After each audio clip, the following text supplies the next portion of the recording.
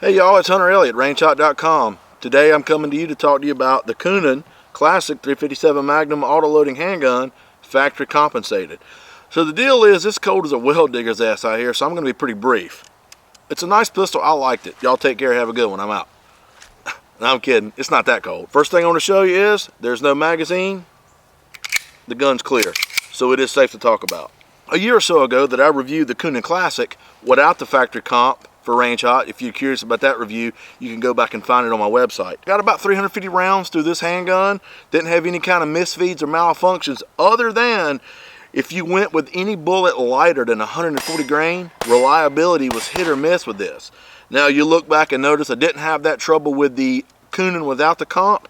When you add this compensator directly threaded to this barrel, it actually is basically adding that much mass to the end of the barrel. So it does require a little bit more powerful ammunition. When we stuck with, 140 grain, 158 grain, 357 Magnum, no problem whatsoever. If you want a benefit of the comp, as we all know, no free lunch. One change that's new for Coonan is they're starting to texture their flat mainspring housing here, which I'm thankful for. Didn't have any trouble with the smooth one, but with these aluminum stocks and this textured flat mainspring housing, it certainly did help you get a little bit of a better purchase. A standard type beaver tail grip safety. Starting at the rear sight, it is adjustable for windage and elevation, and the rear face is serrated to help with glare. And it is dovetailed here in the rear, as well as you got a front sight that's dovetailed. They are 3-dot sights. Some people like them, some people don't. If you don't like them, it's easy enough either to change them out or just take you a black magic marker or whatever and just color them in. I've done that before. Works fine. Grip area is a little elongated. You have to have a little bit larger magazine to accommodate that 357 Magnum round. A lot of y'all are probably watching this maybe the first time and you're thinking, oh, that's a 1911. Well, it's not really a 1911. Your very first clue is going to be this Browning high power pivoting trigger, and it breaks really clean at 4 pounds. Man, it's just a little bit to take up. Sear brakes, and you got just a little bit of over travel there. Moving toward the front, you see the monolith style receiver here without the traditional cuts you would see on a 1911. It does add some aesthetics to the gun, as well as gets a little bit of weight toward the front end, maybe help soak up some of the recoil on some of the more powerful 357 Magnum cartridges. Speaking about recoil, here you'll notice big difference here, compensator.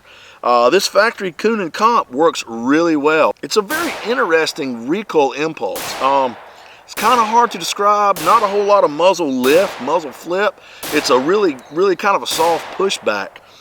I really can't explain it to you. You'd have to shoot the gun to understand. There's not a whole lot bad I can say about it. I mean, a couple little things that I want to point out that maybe are worth mentioning. Probably the most aggravating thing about it is the magazines. They do hold 7 rounds, but until you get them broke in, you have to use a little tool there to collapse the follower, kind of like you used to doing on your single stack 22 long rifle handguns. And Coonan sends you a tool along with some hearing protection that you can use. Or you see here, I just got an old Allen key stuck in there, and that works really well. Once the mag gets broken in pretty good, you don't really need it. But initially there, till you get your magazines broke in, yeah, you're gonna have to use that to get the last few rounds in. It is a linkless barrel. Here again, kind of a nod to the Browning high power, so differentiating itself there, as well as the external extractor. So there are enough difference about this pistol where I would not call it a true 1911, but well, some say they've taken the best aspects of the 1911 and the best aspects of the Browning high power and married these together into this auto-loading handgun. It does not come equipped with a firing pin safety. Some people that's a big deal, some people not a big deal, but this pistol here in particular, no firing pin safety. Field stripping it and detail stripping it is a little aggravating, being that it's got this comp. You have to take the slide off as an assembly, capturing that recoil spring with your hand. And then once you get the recoil spring out, you can push the barrel forward, thread that comp off, pull the barrel out. The rest of the receiver is going to detail strip like your standard 1911 until you've got to push this last pin to get this pivoting trigger out, and that pin is underneath your slide stop.